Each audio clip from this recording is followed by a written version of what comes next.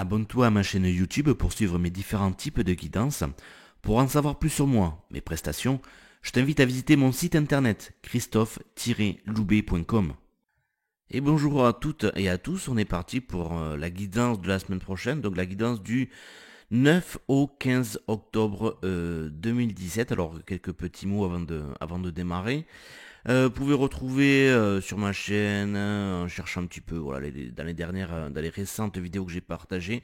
Donc le tirage du jeudi, qui va du jeudi au jeudi suivant, pour vous aider à avoir des réponses, des indications par rapport à vos difficultés, vos questionnements du moment, etc. etc. La guidance de la nouvelle lune, qui est toujours en cours, bien évidemment. Voilà. Concernant les concours, donc la gagnante du concours de la semaine dernière, c'est Catherine que je félicite. Je t'ai envoyé un mail, Catherine, si tu ne l'as pas encore lu, qui a donc gagné le tarot de l'amour. Cette semaine, le concours se fera via ma page Lettres d'amour affranchie sur Facebook et il y aura un tirage express à gagner. Voilà. Je crois que j'ai fait le tour. Oui, j'ai fait le tour. Donc on va attaquer le tirage de cette semaine. Alors pour cette semaine, donc j'ai voulu rester un petit peu comme la dernière fois sur les archanges en fait. Donc là j'ai pris, ce sont que des jeux de Karine Malenfant. Donc la carte de gauche correspond aux cartes oracle compassion de l'archange Gabriel.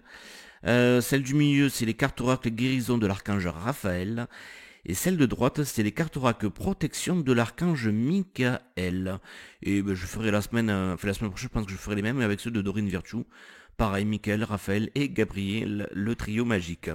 donc, donc on est parti. Bon, vous allez voir que les messages sont toujours plus ou moins les mêmes, toujours dans cette phase-là de renouveau, de naissance finalement. C'est aussi le message de la guidance de la nouvelle lune, voilà, et ce que vous peut-être vous pouvez sentir depuis plusieurs semaines maintenant, mais on va dire qu'il s'accentue maintenant vraiment mais concernant peut-être les choses qui ont besoin d'être rééquilibrées dans notre vie, mais voilà, de changer dans nos habitudes. Alors ça peut être des habitudes par rapport à ce qu'on est, par rapport à ce qu'on fait, par rapport à ce qu'on a, voilà, enfin, un petit peu tout ça, de réajuster tout ça, et peut-être que vous en rendez compte de toute façon, c'est que bon, on peut toujours plus ou moins résister, bien évidemment, mais plus tu résistes, plus, plus tu vas souffrir, et au bout d'un moment, ça va forcément te pousser dans ce passage vers la nouveauté, quoi. Donc la première carte, c'est la Terre-Mère, quoi. Donc c'est la carte de la Terre-Mère. Qu'est-ce qu'elle te dit, cette carte? Elle te dit que elle est ton lien avec l'énergie Gaïa. La nature est la plus grande richesse pour apprendre à vivre sur le plan terrestre. Donc en gros, euh, ça me fait penser à un texte que je vous ai partagé récemment. Je sais plus si c'était en vidéo ou alors il y a très longtemps peut-être, mais aussi sur ma page Facebook. Voilà, vous pouvez le trouver sur Google en tapant, même si c'est pas sur ma page à moi, on s'en fout, mais comment devenir l'ange que vous êtes. Voilà, et le sous-titre c'est comment passer d'une hypersensibilité à une grande sensibilité. Et en fait, ben, alors il y a des choses très intéressantes là-dedans. Je t'invite vraiment à le lire ce texte. Voilà, comment devenir l'ange que vous êtes vraiment. Ben oui, il y a un dernier point. Je crois que c'est le dernier point. Ouais, qui nous parle, c'est ça, voilà, ben, pour nous aider finalement à évoluer dans cette dimension, dans ce monde, voilà, et je pense notamment à tous les gens qui sont, alors pas que, mais hypersensibles, les travailleurs de lumière, enfin tout ce genre de choses, on a du mal souvent à s'ancrer un peu parce qu'on est beaucoup dans l'énergie féminine, donc c'est normal, on est plus dans le ciel, on va dire. Ben oui, effectivement, le fait de passer du temps dans la nature peut nous aider à faciliter pardon, à la fois les phases de transition qu'on peut vivre en ce moment, et puis notre ancrage à la terre, voilà, tout simplement. Donc on te dit quoi? On te dit sors de tes quatre murs. Alors oui, je vous ai pas dit, mais la guidance elle est spécialement pour moi cette semaine. Quand j'ai vu les cartes, je suis bon, elle est pour le groupe, elle est pour moi celle-là. Bon, je pense que c'est un peu des deux forcément, mais là c'est ça. Sors de tes quatre murs, c'est ça, hein, je t'avoue que là, en ce moment, je suis en vacances, je crois que je l'ai très très peu bougé de chez moi, hein. Je me fais une sorte de love story, mais tout seul, solo, voilà. Mais ouais, j'avais besoin de repos, aussi pour pouvoir un petit peu aussi bien accueillir les émotions qui remontaient tout ça. Donc c'est vrai que j'ai pas trop bougé de mon canapé ces derniers temps. Donc sors de tes quatre murs et pars à l'aventure. Côtoie les animaux et les végétaux et prends le temps de respirer profondément. Donc voilà, la seconde clé, elle est là aussi, c'est grâce à la respiration. Alors, il ne s'agit pas de le faire une fois, c'est vrai qu'après, il faut prendre conscience de sa respiration, de temps en temps faire une respiration un peu contrôlée dans le sens de faire des grandes respirations, voilà, Après, il existe plusieurs types de respiration pour s'aider aussi à s'apaiser ou à s'endormir le soir. Bon, à vous de chercher un petit peu tout ça, ou peut-être à prendre des cours à participer à des cours de sophrologie. Hein. Il existe des cours de groupe des fois où du coup la séance est pas trop chère. Hein. Donc on te dit voilà que si tu as tiré cette carte, c'est que le moment est venu d'agir. Effectivement, c'est même mot de penser au changement, de l'imaginer, de le ressentir, de le vouloir, etc. Les changements ils se font que grâce aux actions que tu vas poser, aussi petites que soient-elles, hein, mais effectivement ça va pas tomber du ciel. Hein. Donc c'est le moment d'agir et d'entreprendre des changements majeurs dans ta vie afin que l'énergie puisse circuler comme il se doit.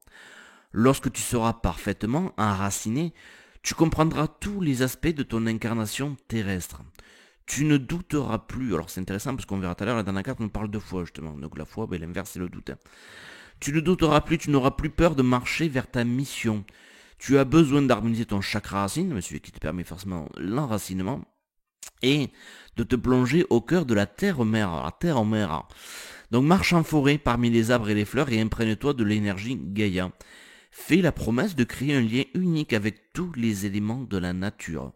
Tu constateras à quel point il y a une puissante vibration qui entre en toi chaque fois que tu t'abandonnes dans les bras de la terre-mère. Quelque part, elle est là pour te réconforter puisque c'est la mer. Hein.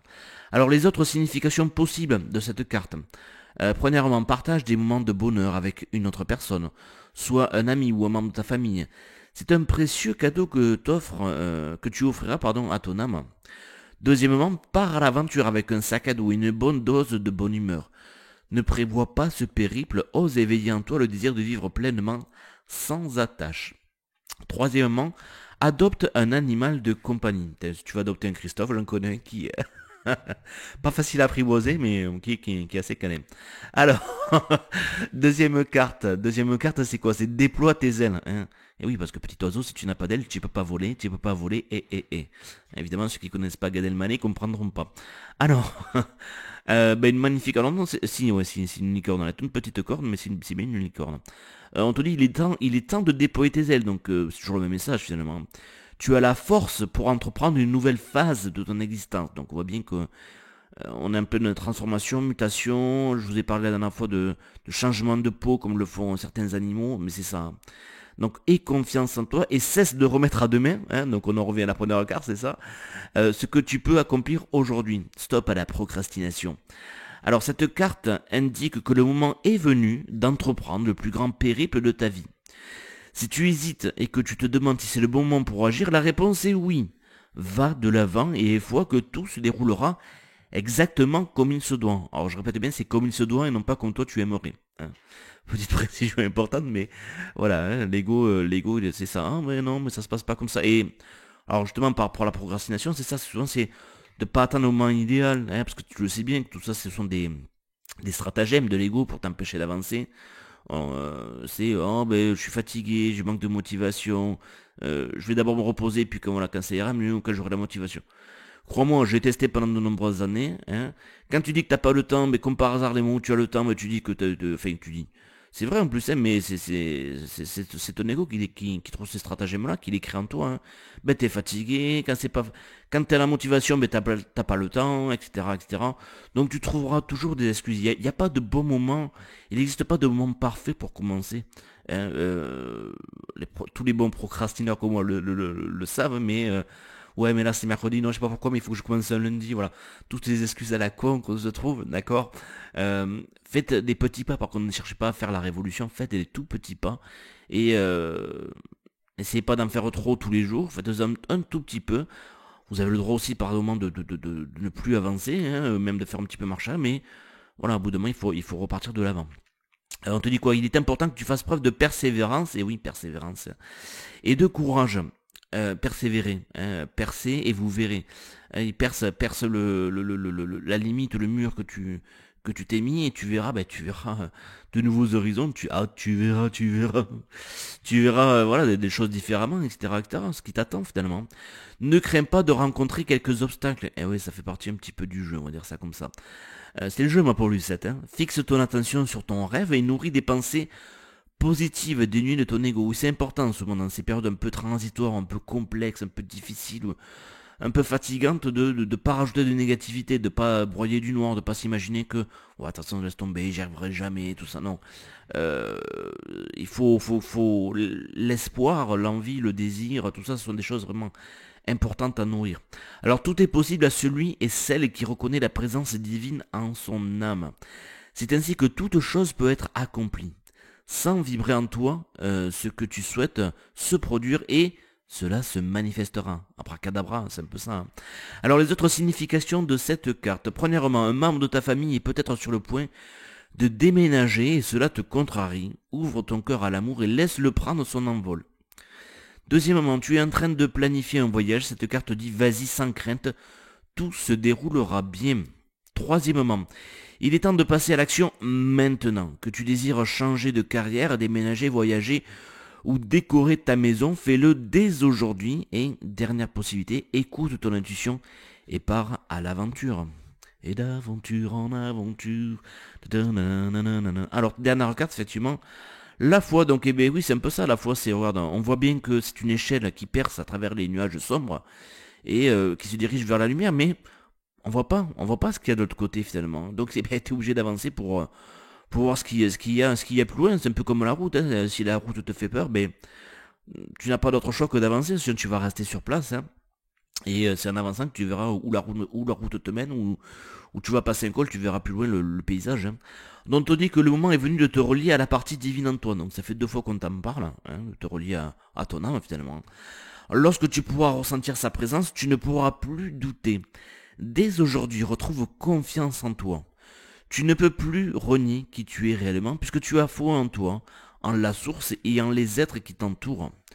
Donc tu as tiré cette carte car tu n'as pas foi en toi. Il se peut que tu aies du mal à comprendre ton incarnation terrestre. Donc on y revient. Hein. C'est pour ça que la première carte nous donnait un coup de pouce pour nous aider à nous ancrer, ainsi que ton plan de vie.